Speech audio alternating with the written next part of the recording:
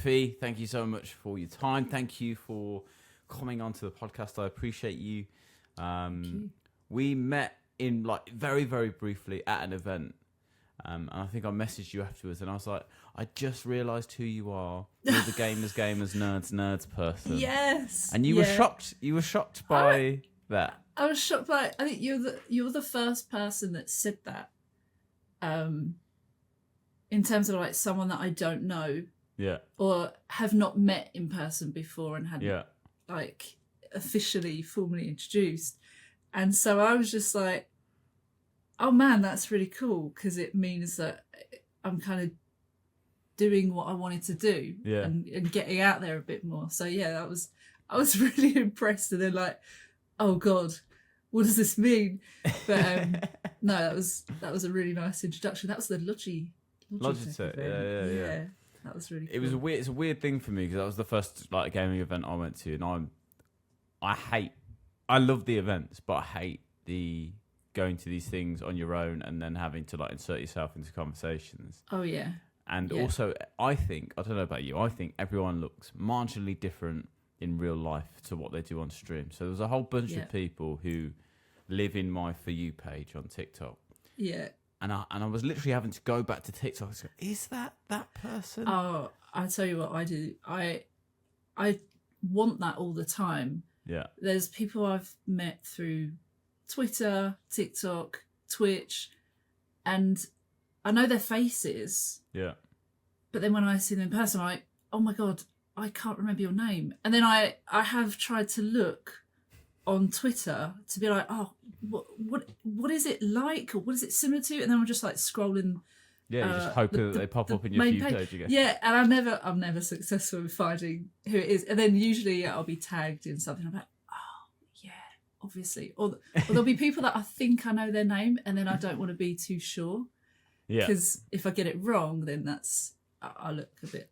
Also, we have to admit we are in a world of, for the most part, made up names that people have decided that they want to call themselves. Yeah, I think I heard you talk about this on one of the other podcasts actually. That like, how do you introduce yourself? And I think I introduced myself as like 3 different names. Yeah. Like, oh, this is what I'm called. This is the other name, and this is my screen name, obviously. But I don't get called that usually. And it's weird. I think part of it is there's an element of, for me anyway, I speak for myself, my name came from a mistake that I made when entering a name on my PlayStation.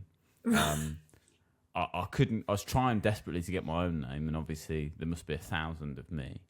And I just, as a kind of bit of a joke-ish, tried to type in charm offensive. Right. Thinking, oh, that's quite a cool name. Yeah. And to my surprise, it wasn't taken. And then after the fact, I realised that I'd misspelt offensive, and it said charm offensive.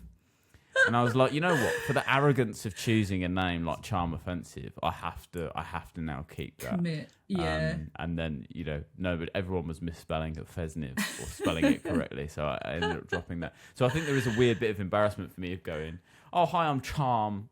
You sound like, and I put this in the mildest terms, you sound like a wanker, I think. Honestly, at first, it does feel like that.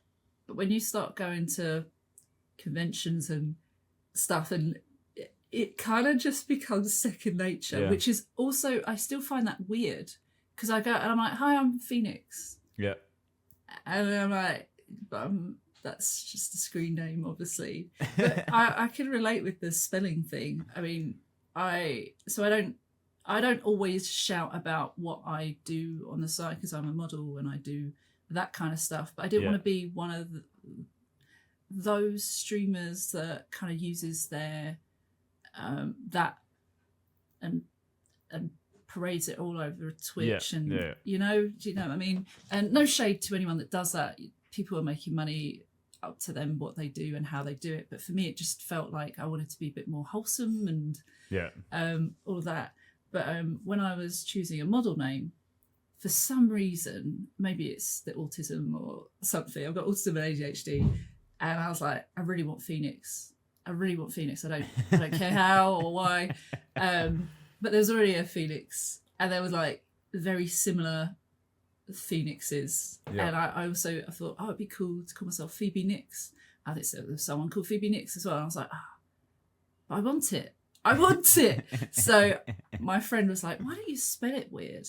And I actually, my close friends know that I hate bad spelling. Like I get annoyed at myself if I spell something wrong, which hopefully is not very often.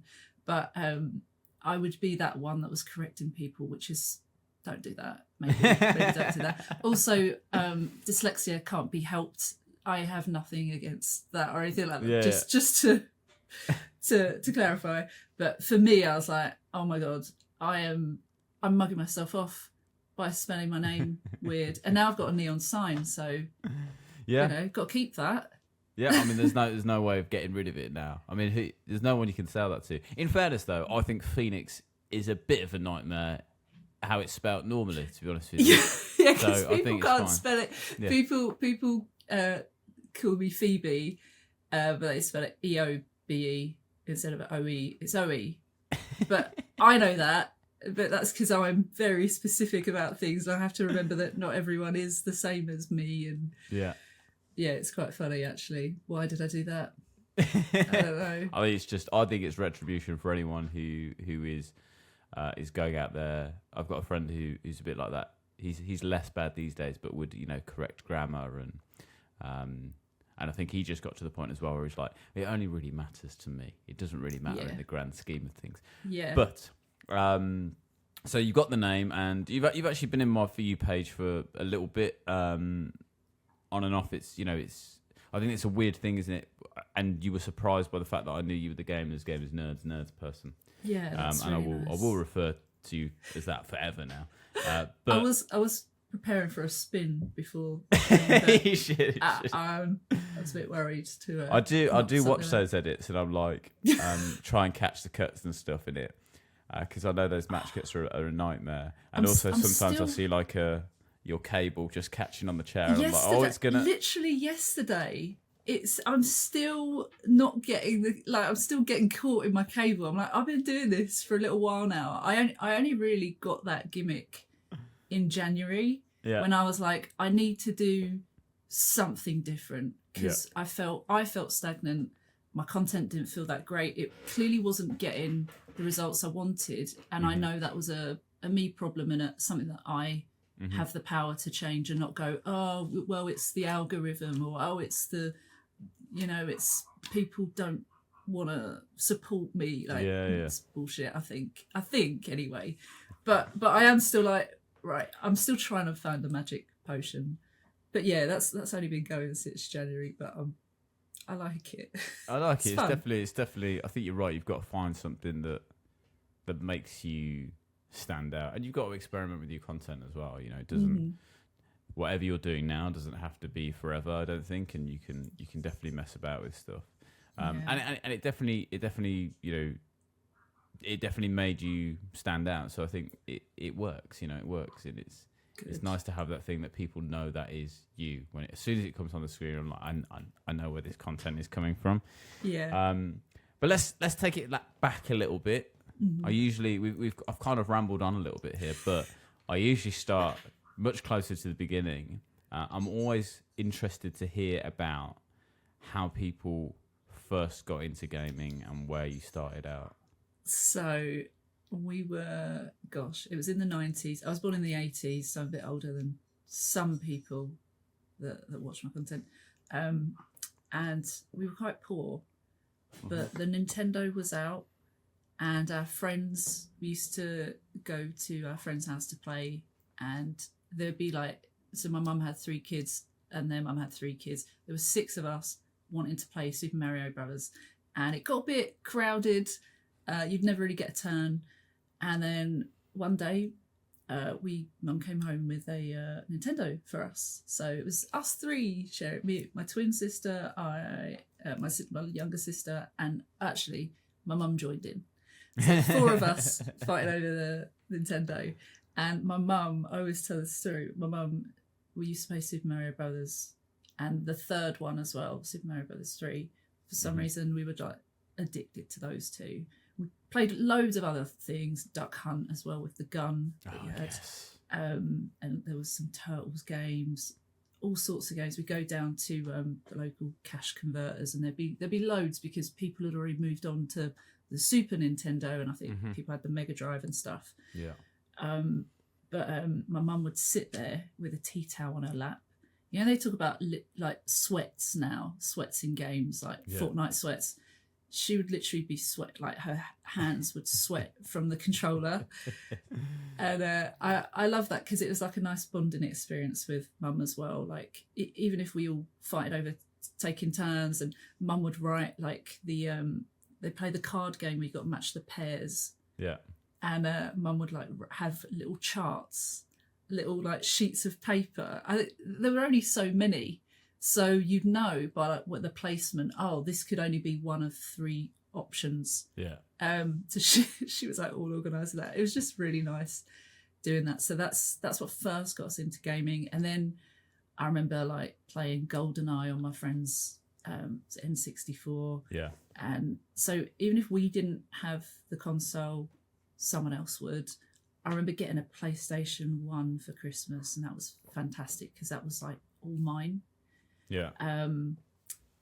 Eventually I got Theme Hospital, which I talk about a lot of the time. I've talked about games I like and games I don't like, and a lot of the time I'm like, I don't like management sims, or I don't like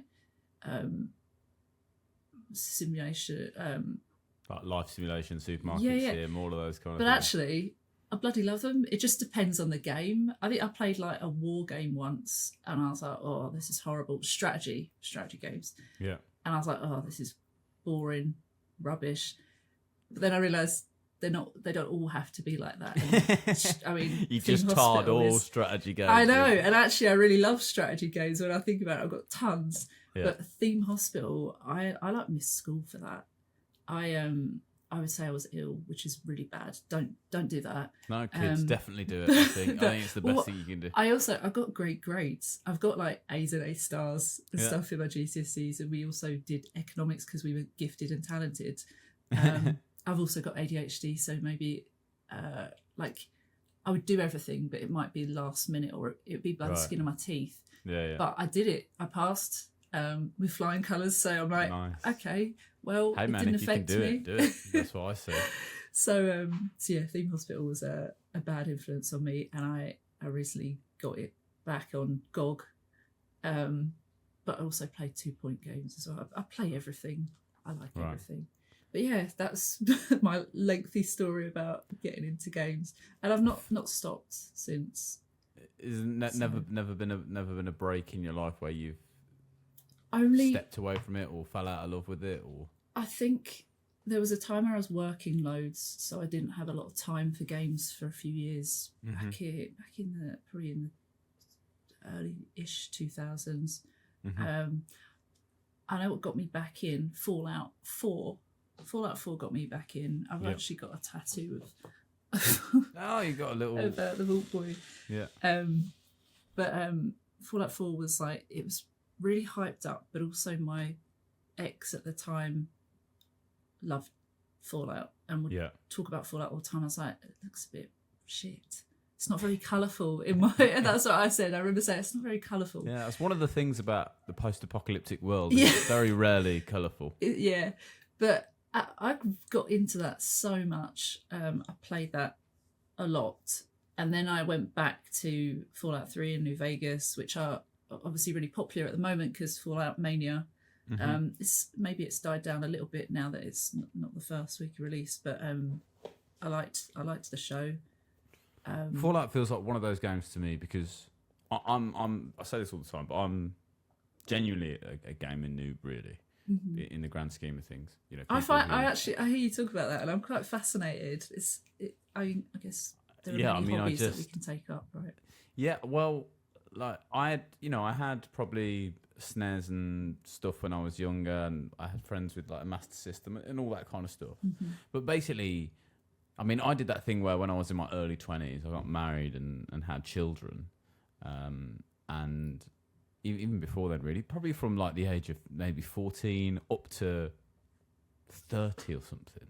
I just didn't game. It wasn't even in my wasn't even in my periphery. It wasn't a thing where I was like, oh, this is something I should be doing. I was doing other stuff like getting married, divorced, and having kids all before 30. You know, It's so it's life kind of takes over. Yeah, and then you go, and then I think it was all my mates were playing Warzone. Yeah. And I was like, I'd bought a Switch because my friend, I'd met someone who was playing Switch and he was like, oh, it's really fun, it's good. I'd bought one and messed about on that. But that feels like having a Game Boy to me. It's, you know, it's a very much it's a handheld thing. I mean, it's a big advancement from that. Mm-hmm. So I was like, I've got fear of missing out with these guys playing Warzone. Warzone is at the bottom of my list of games I play now, by the way. But like from a social standpoint during lockdown. I've played it for basically the social aspect or whatever my friends are doing. Yeah. I could.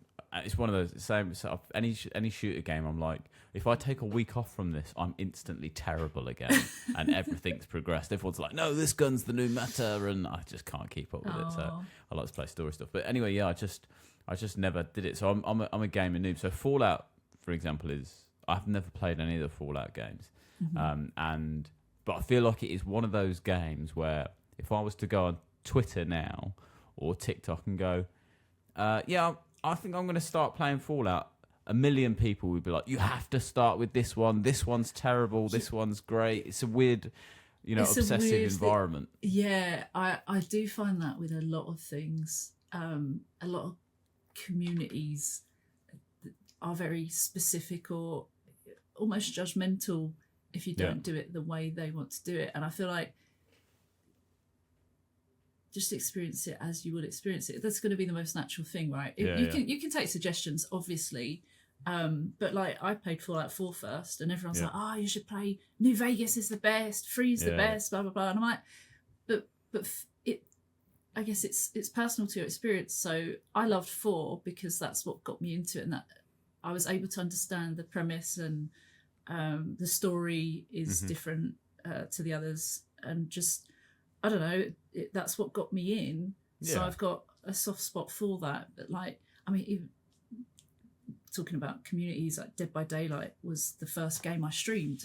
Right. And I've got a tattoo of that on my leg as well. And I don't play it that much anymore. I've still got it and I still jump on every now and then, but I've not played it for about a year. But I feel like the community there is very, if you don't play this way, you're toxic. Right. But there's this thing of like expecting people to just know. Yeah. That's another subject that maybe we could come back to, because I know I'm going off on a tangent. No, I think it's fine. I think you're right with the gaming communities in general. There's these niches, like, the Fallout guys. It's I guess kind of the Bethesda niche of people who kind of, there's either people who absolutely despise Bethesda and think they make terrible, buggy games, or there's people that absolutely love Bethesda and think they make the best games. There's very rarely balance in the gaming community of going, you know what, there were good things and there were bad things, or it was just all right. Like for example with Fallout, I think I did a video where I was like, Prime were giving away Fallout 76, is it?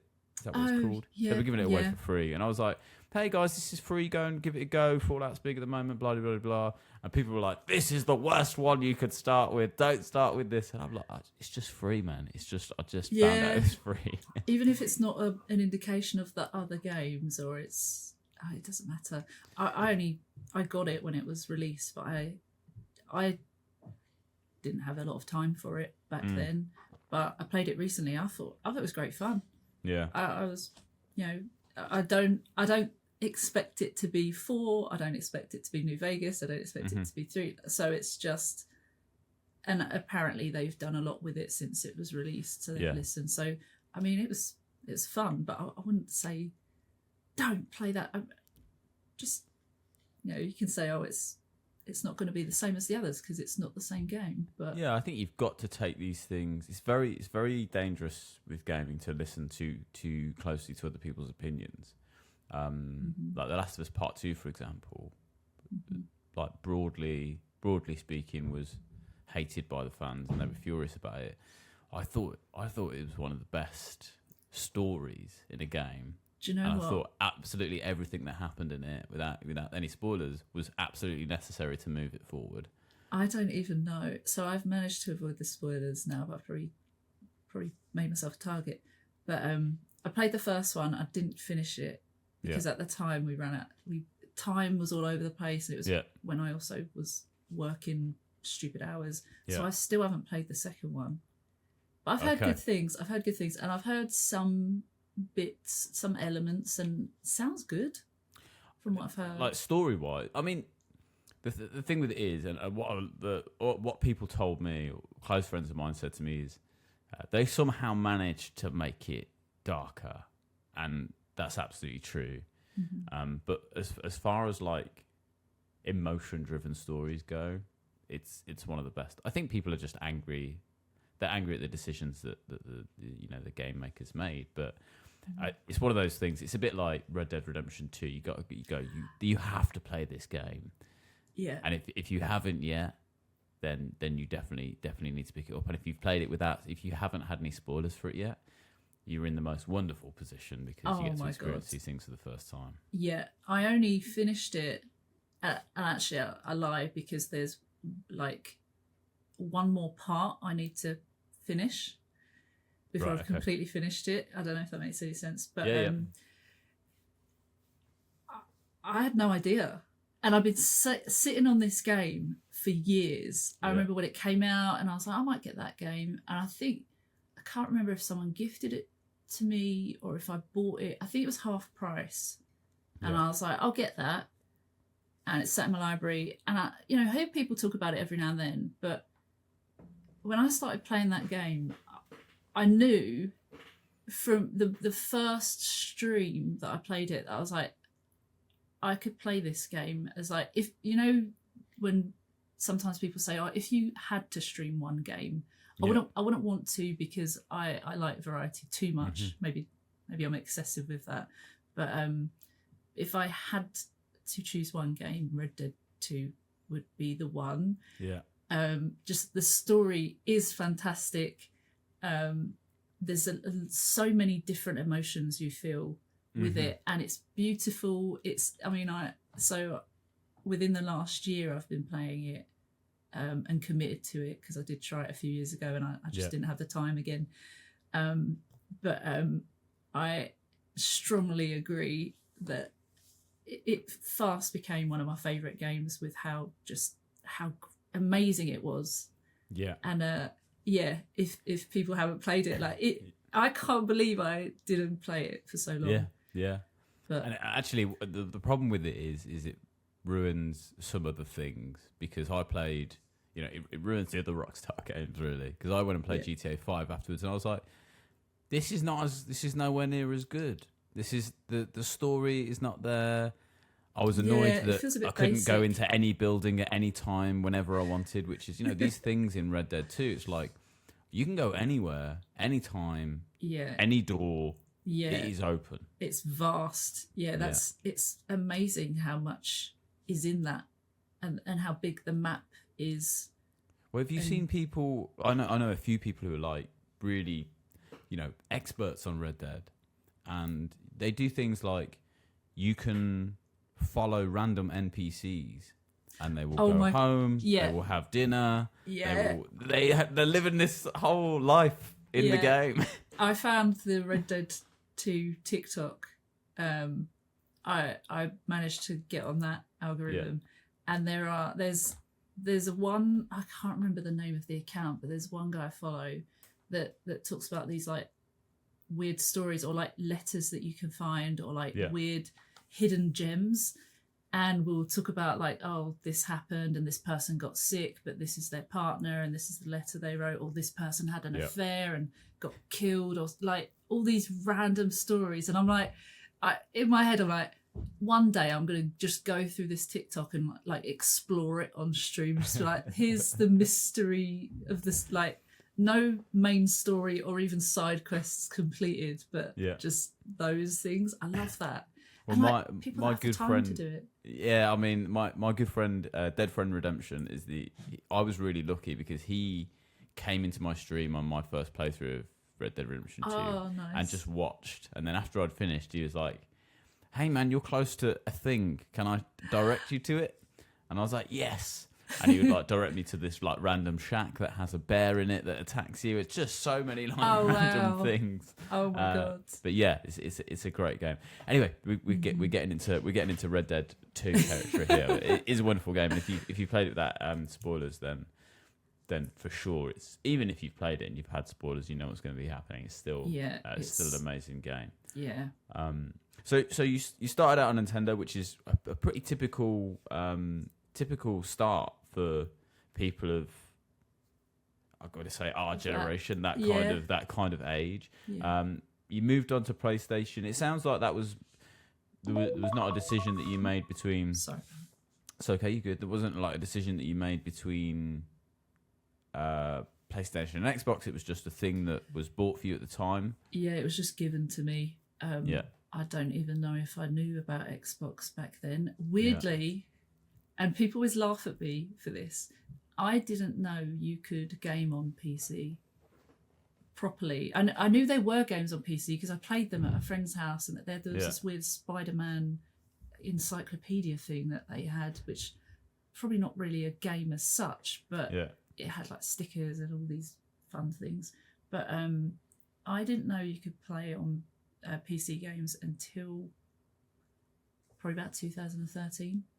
Wow. So like just over 10 years ago. And I was like, oh, so you can just like get games on your PC. And like my ex at the time had Steam, and I was like, what is Steam? Like I didn't know what it was.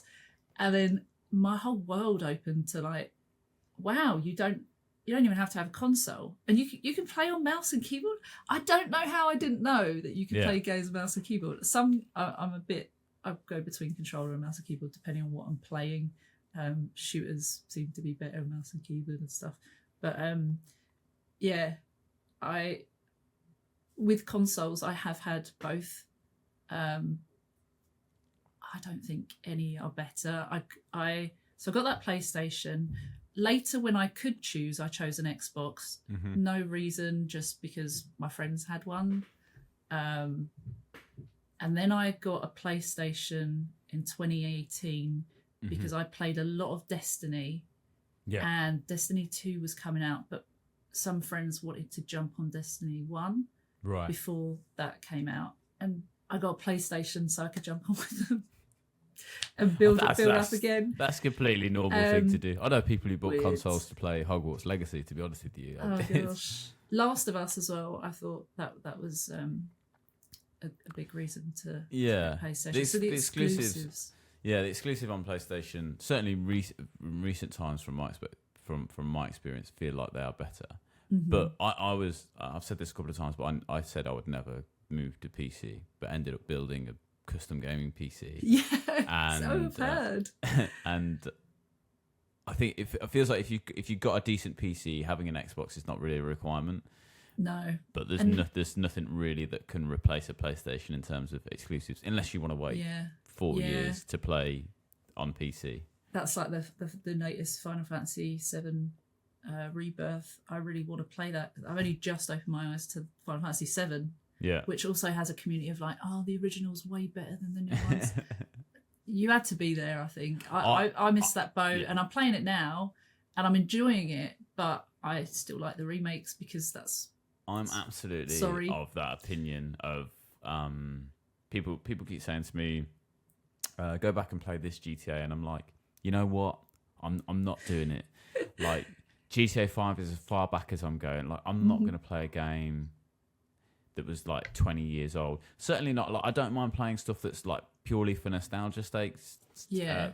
For nostalgia sake, like where it's this is a 2D platformer or whatever. It is what it's supposed to be. Mm-hmm. But I'm not going to go and play a 20-year-old like GTA game. I can't do it. It's a weird thing. So some I can appreciate the nostalgia, and I'd appreciate Final Fantasy VII, but to me it's at the moment it's not better than my experience yet. But it's not bad, so I don't want people to think I hate it.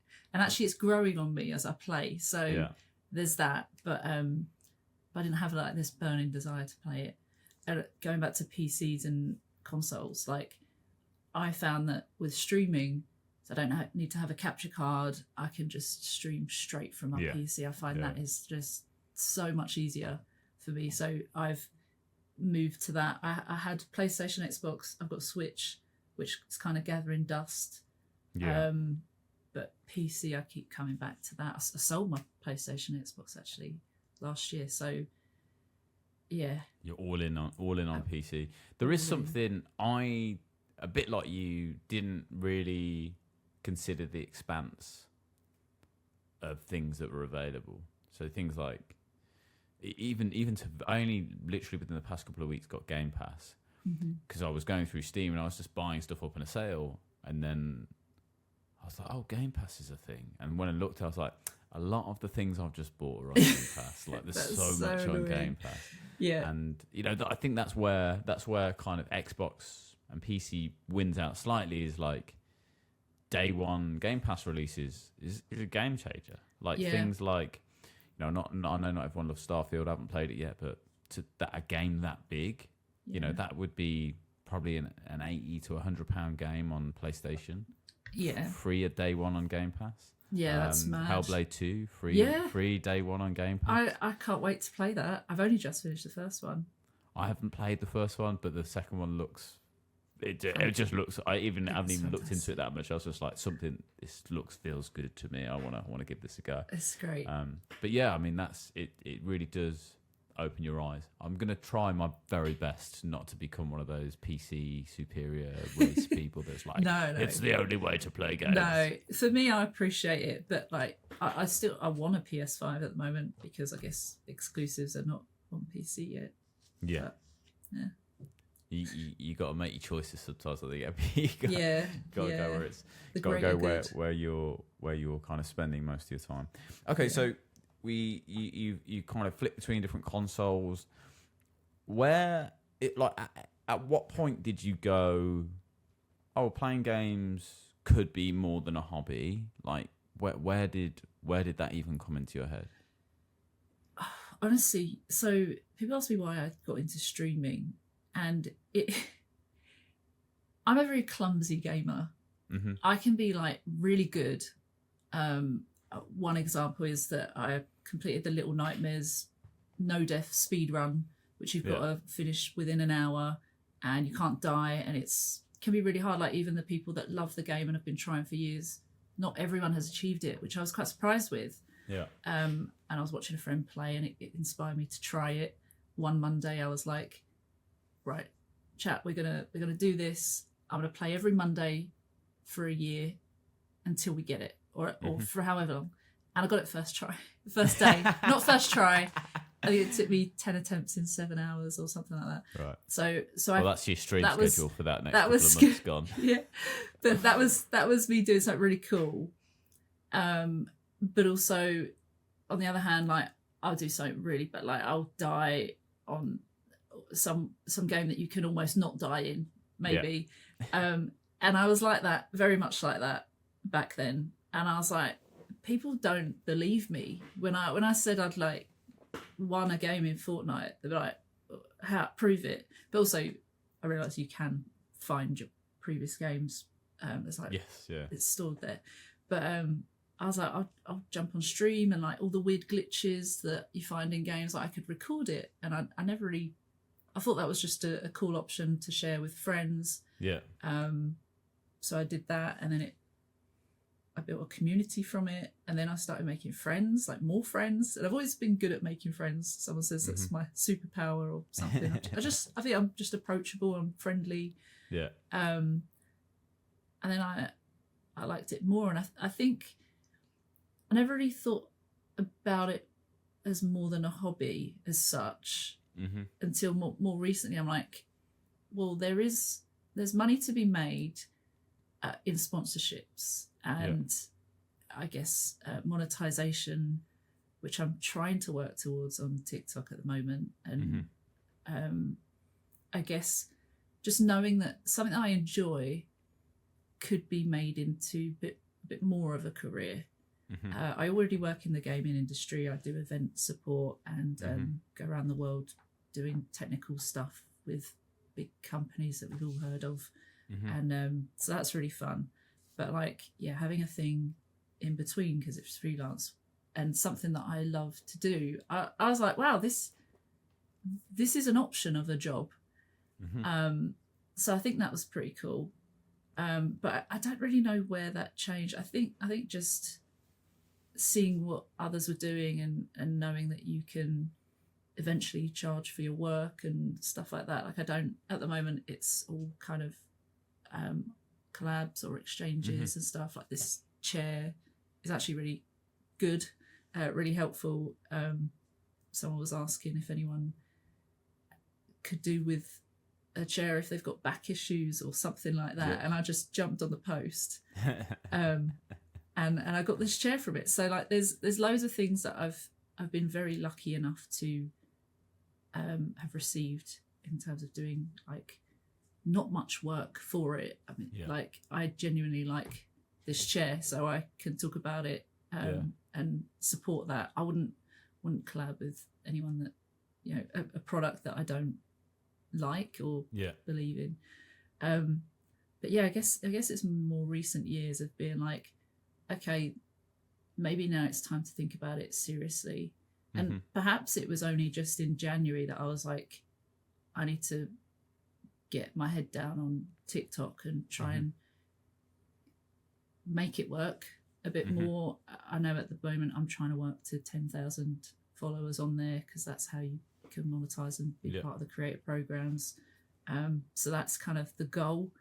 And then beyond that, I guess I know what I want beyond that. I would love to turn this into full-time career and be successful with it. And my aim is to, whatever I'm doing, to make sure I'm enjoying it along the way.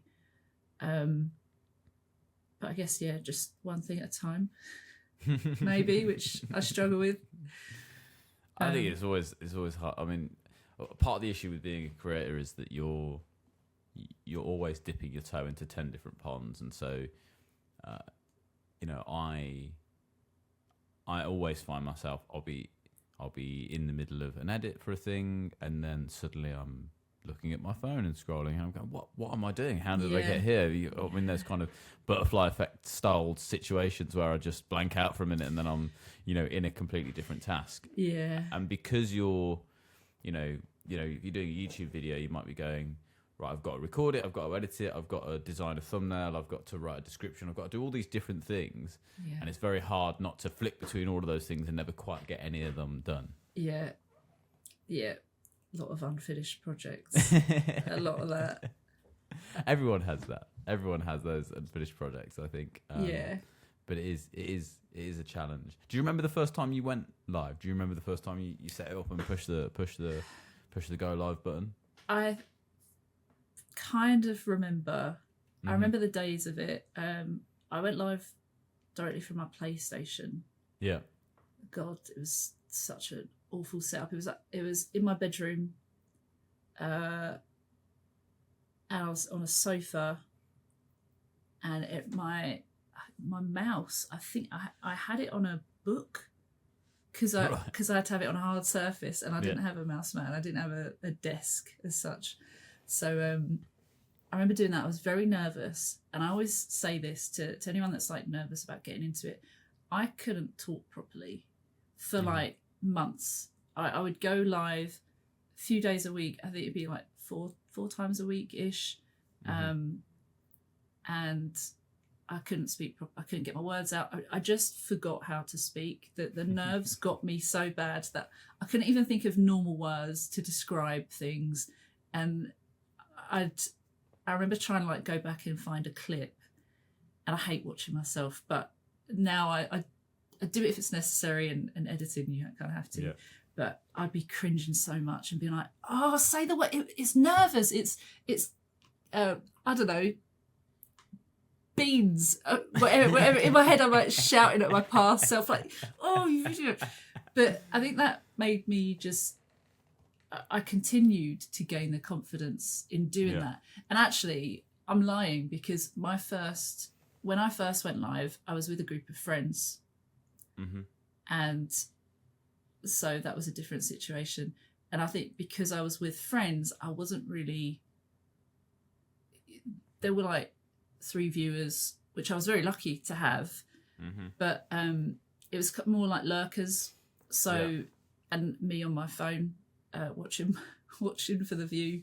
But it was just, we were all talking together. So I think that was a bit easier. But yeah, I think when I started myself, because then I was like, oh, I should actually like do this a bit more and like share these weird experiences that I find in games, or these weird wins. That was when I was like, oh my God, am I even cut out for this if I can't even talk on stream? I also remember, and I would not recommend this, and I thankfully, I think I don't have any problems with alcohol. But there was a time where maybe I thought that if I drink a little, I'll be less nervous. And actually, I made myself ill, and had to cut stream because I was not very well, shall we say? And I've never done that since. And I'm quite good at learning from mistakes. But yeah, I just. In fact, I think my mum had to turn my PlayStation off because I was thrown up in the loo, and you can't do that on stream. And I was drinking like it was apple juice. Oh dear. That was definitely a problem then, but thankfully I've you've been there, done that. I'm 37 now. I've got no time to be hungover, or drinking too much wine. Oh God, absolutely not. Ruins about 3 days now, doesn't it? If you drink like that. I drink loads of water, so I haven't had a hangover in a while, which is good. But I feel like I've just cursed myself, and the next time I drink it will like come back. But no, I feel like I've got a good relationship with alcohol now. But there were times where it was a bit weird when I was younger. But it didn't help me. By the way, it helped me be a bit more leery. Yeah. And I was saying things that I thought was funny, but actually it wasn't, like, not like distasteful jokes, just things that just weren't funny. That if someone else was drunk next to you, they'd probably find funny as well. Yeah. That tends to be, if you've ever been the one sober person in a room full of drunk people, you're like, why are you all enjoying this so much? Yeah, you're like, that's really not funny though. And I was that person. But I can safely say that now when I talk on stream, my train of thought is ADHD sometimes, but I can kind of keep track of what I'm saying. I can kind of, I make sense. And I think that just took a lot of practice, and just pushing the go live button, which was the scariest thing. And now I kind of just like, yeah, let's go. And I have a stream checklist, and I never do the things on it. Like, I'm like, make sure my lights behind me are on setting number 7, because otherwise they flash and it's a bit much. Make sure I've got a drink. Make sure all my ring lights turned on, all that kind of thing. And back then I'd be like very like, right, have we got everything done? Yeah. And then it was an excuse to like delay going live. Yeah. Now I'm like, go, oh, oops, sorry everyone, that this is not done, whatever. I forgot to turn on the main thing that I need, and I'm constantly doing that. But I feel like it's less seen as like a rude thing, because I don't mean it as like I don't care. Like, it's more of a, I'm just with my mates now, and I feel comfortable, and it shows. And I'm really grateful for, like, one of the things that I never expected from Twitch, because that's where I started, was to make friends and build a community. Like, that wasn't even, I didn't know what I was getting into. I just thought, oh, maybe we'll make some YouTube videos, or I don't know, see what happens. And I've never had like money signs as such. I know you can make money, but I never want to make it from the community as such. I don't want to demand money from them. I want to have a good time with them. So I don't want there to be that pressure. Obviously people want to help and support, and I'm very grateful for that, but I wouldn't tell them to or force them, because it's like we call it the family, which someone from the community named it, and it's like family. and I like that. Like, it's very wholesome. And I Yeah. feel like I've drawn that same kind of people. That's the same kind of people in, where everyone is kind of like, you know, high with morals, values people, non-judgmental, you know, understanding, and that's really nice. Yeah. I never knew that was even possible.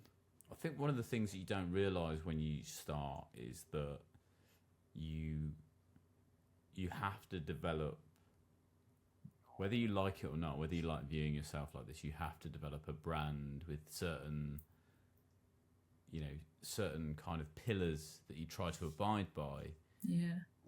And that's just, you know, it's a kind of version of you, I guess. But, you know, to have to put down in writing things like, you know, just for moderators, for example, saying, hey, these are the kind of rules, this is the kind of vibe I'm trying to create, and you almost create this little Bible for who you are as a streamer.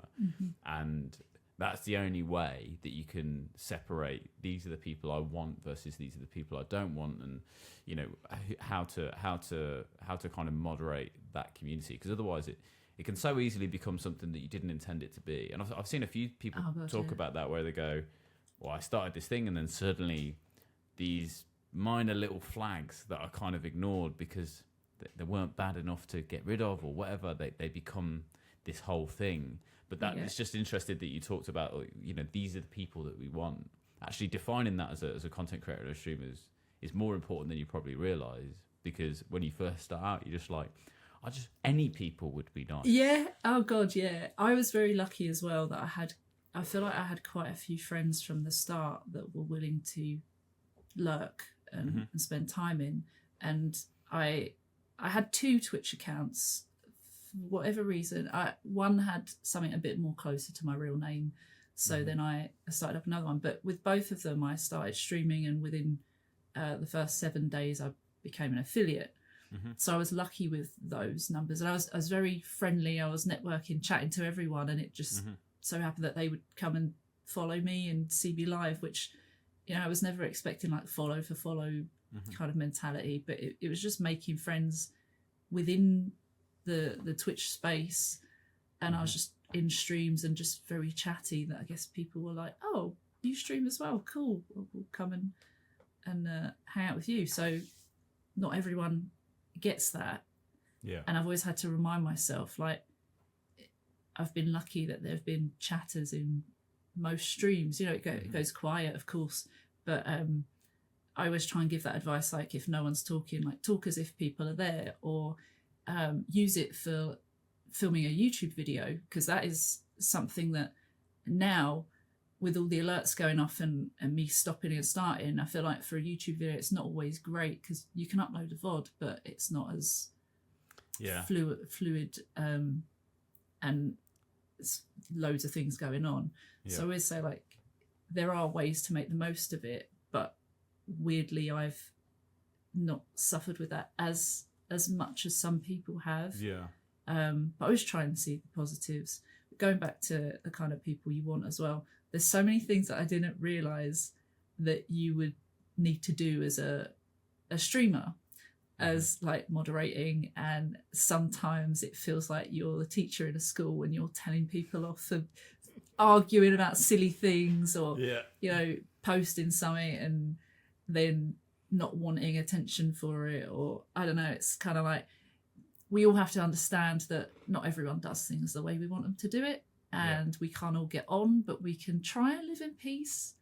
And, you know, I don't want to be a teacher telling you all off, and it's sad that there are things that I've learned that have upset me along the way, but you kind of have to get over it or get through it, or I don't know, it sounds quite harsh, but there have been people that I've really enjoyed hanging out with, even co-streaming with, and they've actually not turned out to be very nice people, and I've had to just bite the bullet and cut them out, which feels like a lot, but for me, if you want to create a safe environment for your community, and you allow people that are racist, homophobic, transphobic, like any bad things, then that, to me, that's not keeping a safe environment. And as much as like I was like, oh my god, I thought this person was nice, and now turns out they're like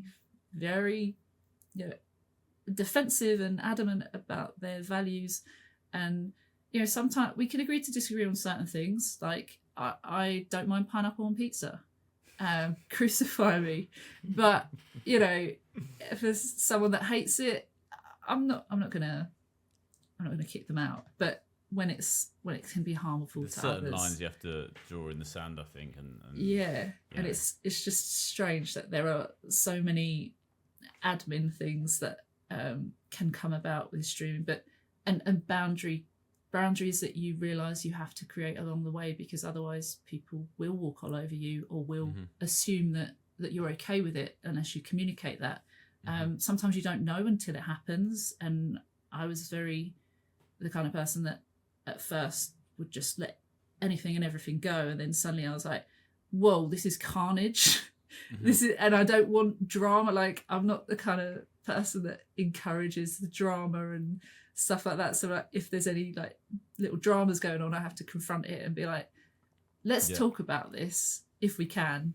And if we can't do this. I'm sorry, we just can't. Like, I just want everyone to get along and be friends. Yeah, it does feel like that sometimes, and I think it's easier to. It's definitely easier to let things go sometimes. You know, there's been many situations where I've been in where I'm like, I should have dealt with this weeks or months earlier than I did, and I avoided it mainly because you don't want to upset other people. You know? Absolutely, that's the other thing. There is that. I mean, I had someone. We were doing this nice community thing where I created Sims of everyone, people that wanted to be involved, or people had to create theirs and submit them. But there were a couple of people that didn't have the Sims. Even though there was a free version at the time, but never mind. And someone wanted me to create a sim version of them, and they gave me a Pinterest board of like thousands of outfits, and so I just went with one of those. And I did it, and there's this really uncomfortable stream where they're like, no, you've got it all wrong, like do this. And I was like, I just wanted to get us all in a Sims house and have this like really fun time. And it's hard when you're like live on stream. You're like, I really just want to get on with this, but like I don't want to upset you with like not creating a sim, but also trying to be like, it's just a game. and I think at that point, like I look back and I'm like, I was very trying to please others, and I still want to please people in a sense, but not when it's getting silly like that. I think I think ultimately what we all want to do is we want to create things that we love and hope that finds other people that resonates with. Not that I think there's a real risk, especially with, you know, if you become too numbers driven, which is an important part of what we do, don't get me wrong, you have to have some focus on that, is that you start to, you know, paint by numbers or create things. And I fell into this when I started streaming more, is like suddenly I started playing games or doing things for a very specific and niche group of people, and I was like, I don't really enjoy this, I'm kind of doing it for you. And eventually that starts to show, don't you think? You know, they other people that come in recognize that you're not really enjoying what you're doing anymore. It makes it much harder to grow. Yeah, for sure. And you've got to do what makes you happy and compromise, I guess, at times. There's balance for sure, isn't there? You know, I think this is why you have, I have anyway, a community day where it's like, okay, this is your day to do the things that you guys want to do.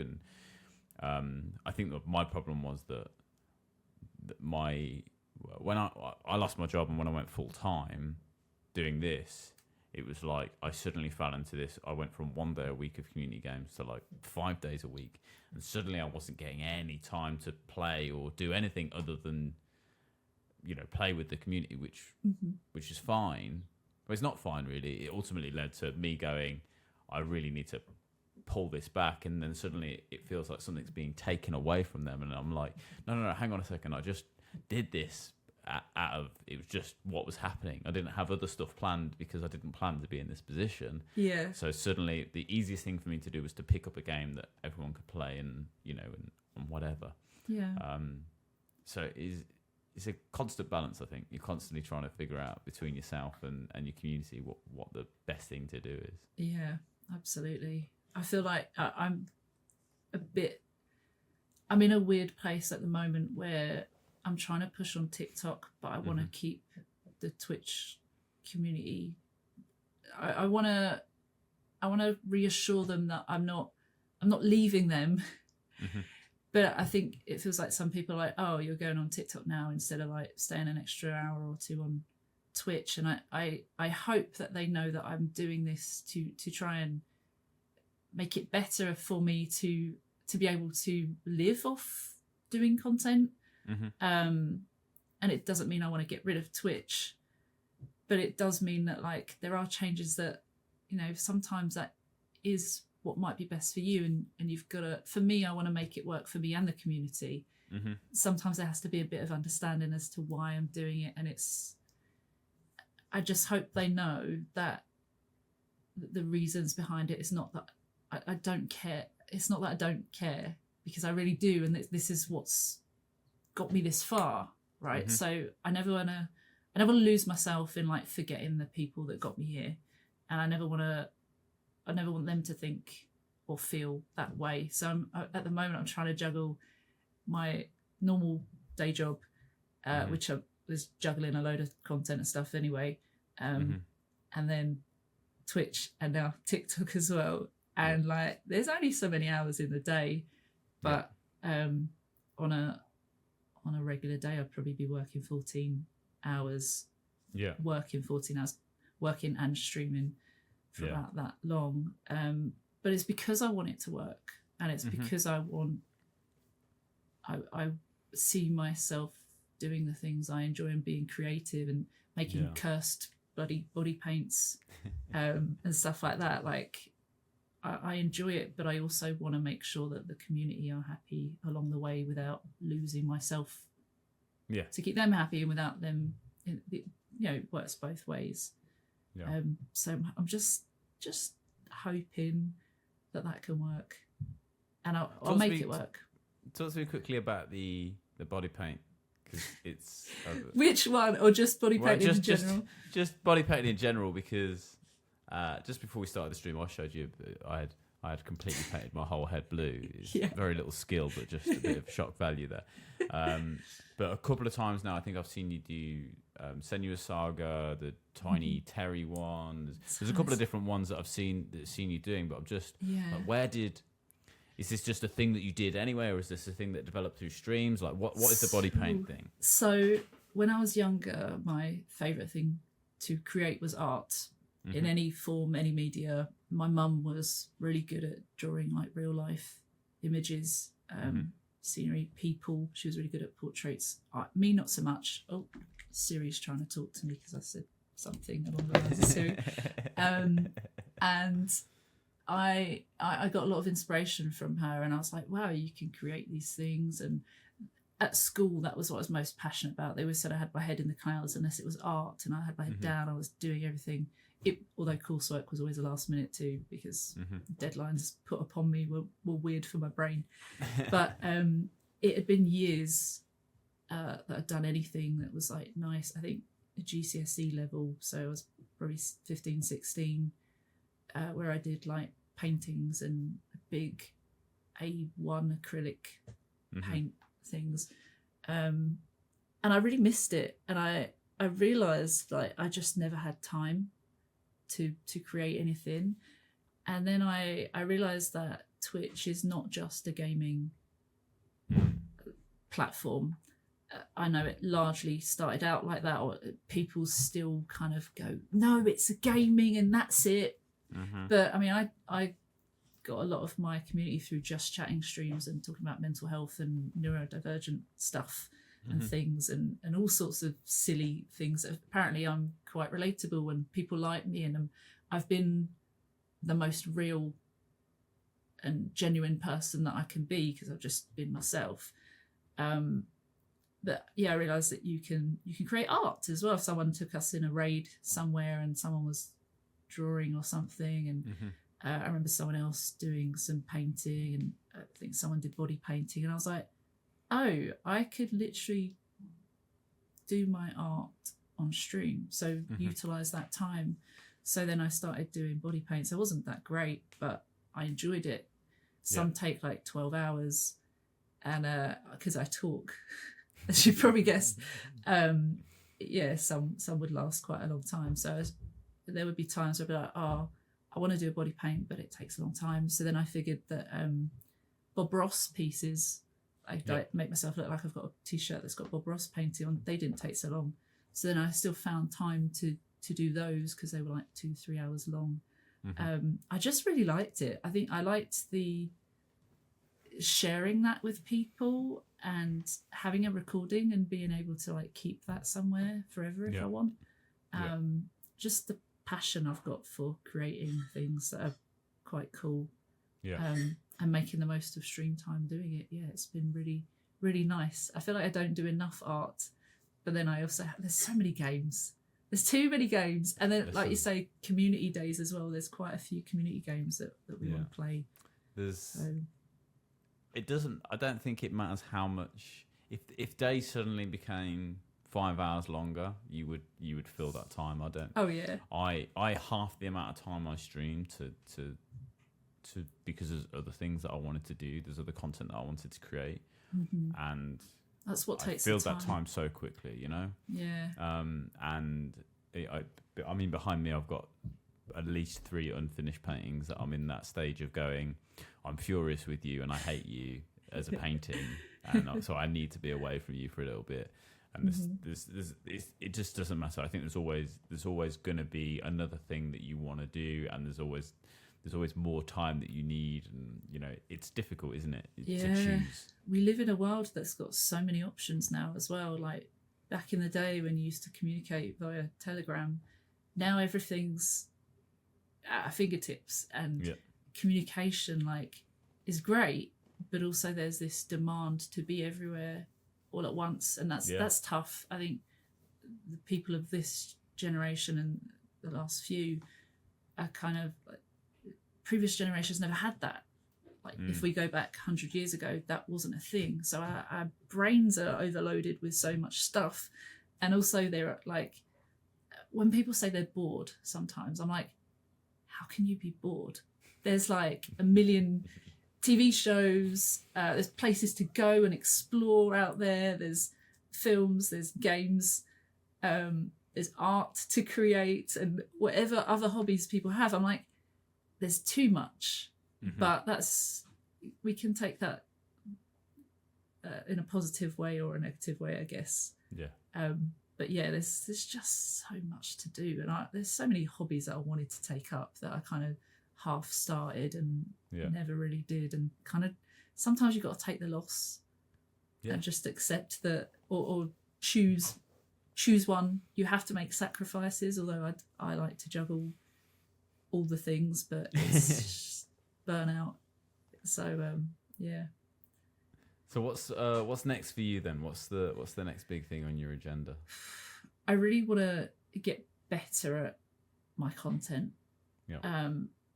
YouTube videos I had in the pipeline for ages. I keep saying I want to put more out on YouTube, and then I don't really. I've done reaction videos that seem to do well, but I don't want that to be my whole personality on YouTube either. It's not really original content, you're just reacting to something. There is a series that I wanted to do that I'm hoping to be working on, but again, I'm trying to figure out timings at the moment, and like you say, cutting down certain times of where I do things, like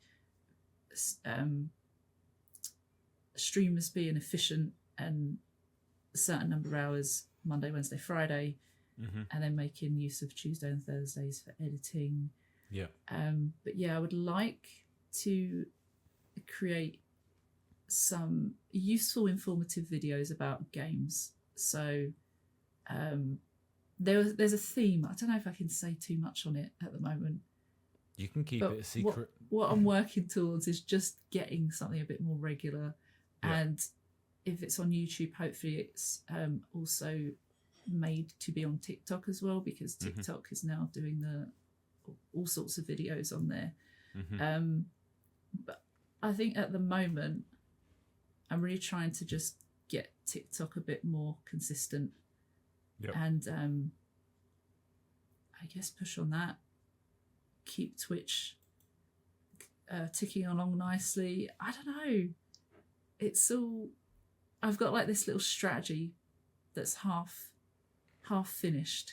And it's just got like minimum things to do a week, and it's like just do one video a week, or film something or edit something, and try and get TikToks out a bit more regularly, like at least 3 times a week, which I've been doing. I just need to maybe make them a bit more likable, or like I need to look at what's working, what's getting them more attention, and that's still a work in progress. I think that's always got to be a work in progress in some way. Well, I think the content you're doing is great, and I think in my experience, with the TikTok stuff, is just consistency over everything. Not just because of the algorithm, but because doing that stuff consistently makes you better at that stuff. Yeah. And sometimes something clicks in your head, and you go, that's what I want to do. That's it, and that becomes your kind of content format for the next couple of months. But it's always changing, and look at creators that you like and see what they're doing, and is there a space for you to make that video in your style? Is one of the big things that I've heard so many creators say is, you are the thing that makes it different, and you can talk about the same. With gaming news, for example, which I know you do a bit of, I do a load of. There's people that I follow out there that are huge in the gaming news segment. And it's like, we're all talking about the same thing, right? We're all picking from the same tool chest. But the thing that makes it different is you or me or our opinion on it. That's been my thing, I think, is to go, well, I have an opinion on these things, and that may be different to other people, and that maybe that's controversial, maybe it's what everyone thinks. And I think people think, sometimes I'll say things and I think people think I'm saying it for reactions. Sometimes I am doing that. But other times I'm just so naive that I like, I'm just saying it like, is no one else, I can't be the first person that's thought of this. Yeah, I do. I think it's quite useful as well. It's almost like a post on social media, isn't it? You put it out there, and then you can get all these controversial responses, and that makes it great because you're getting engagement, but also genuinely, it's nice to know what other people think, and genuinely I like that as well. That whole, we're not all the same. Some people have wild views, some I can't comprehend sometimes. But it's still, that's the beauty of humanity in a way, and a curse, that there are so many things we can agree on, disagree on, but also have like thoughts that I never thought about on certain aspects. And I think that is really useful, and you can pick from the same treasure chest, but there's always different things that can come out with it. You put your own spin on it, or maybe a literal one. Like, your literal spin. You put literal spins on things, which is one of our favourite things. Which is fun. It's so funny that I'm still getting used to spinning around in a chair, and no matter how many times you do it, I still get dizzy. I have to spin around the other way. But it's funny that I've made that I've had to do something that's like a little bit inconveniencing to me, but inconveniencing, is that even an inconvenience to me? I think you've made it work. I've created it. But there's nothing I find. I mean, my camera is mounted like right here now, and I film a lot of my TikToks just back in this corner here. And just the act of moving my camera from there to there is an inconvenience. Honestly, it doesn't matter what's going on. You will find I will always find something to go, I really can't be asked to do that now. But you got to push through. I did a video yesterday that was just like basically me going, I just did not want to sit in front of the fucking camera today. I just did not want to do it. And sometimes I think that's the thing you got to do. Is I was just honest about. I was doing it on camera, but it was kind of a medium of me going, I didn't want to do this today. I didn't want to sit here and talk about this. Here's why I am doing it. You know. It's got to be honest with yourself. Isn't it? But I think that's relatable as well. It's nice to have relatable stuff. I think my least effort TikToks have done the best. And people always joke about that, but it's like, just because you're just being real, you're saying what you're thinking out loud. It's still content, but it's not like you've set out and gone, right, I've got this plan for a video, we're going to do this, and we're going to edit it all like fancy and do that. And then it's like me like telling people the real side of content creation, sat in my room and it's all messy, crying. Like I don't like to put that out, because then it feels like I'm just trying to garner sympathy on one hand, but on the other hand I'm like, this is real stuff that I go through quite often as well, that I want to share it with people so that they don't feel alone. And there's this decision in your head, you're like, do I put it out there to show the vulnerability? Is it going to get like bad reaction? But also I decide to do it because it's me, and that's part of who I am. And I think it's completely valid. If it's real, if it's authentic, it's valid. That's the thing, you know. Yeah, I mean, I haven't done my makeup or anything, so it's definitely like one of those like, yeah, she didn't want to put this out there really, but I don't care anymore. Listen, I'm excited to see what you do next. I'm excited to see your growth and your success. And thank you. Same for you. Gosh, you're always on my view page now, and that's good to see. Yeah, I'm sorry about that. It's great to see. I love that. I really do love. Like, I don't just say that, but I love seeing people do well, and I'm one of those people that will always try and help. But yesterday, I gave a couple of friends some opportunities because I knew that they would be really cool for them, and just like doing that thing, not gatekeeping, and just enjoying everyone's success and knowing that you don't have to be mean about it. Like, there's enough for everyone. Enough for everyone. Yeah. And I love seeing that. So, hopefully we'll get there. We'll all get there together. But I appreciate your time. Thank you so much for coming on today. Thank you so much for taking the time to speak to me. Thank you. And I will. I'm going to send as many people, literally tens of people are going to watch this, and they're all going to come flooding into your channel. We're going to get you to that 10K. I'm determined. God, oh no. Thank you so much. No worries. For everything you do. And I guess I should have a little spin now, shouldn't I? Yeah, spin. Oh, God. Do it. This is the real life. Knowledge. I can't even do my own thing. I'm a bit worried that at some point we're gonna find out that you've done yourself a bad injury from spinning around on that chair and getting wrapped up in that cable. Normally I don't have the cable on, but there are a couple of videos that I'm like, I'll just keep it on for now. But it always goes wrong, so yeah, generally I just take them off. Actually, in fact, I can't hear you right now, but knowledge. There we go.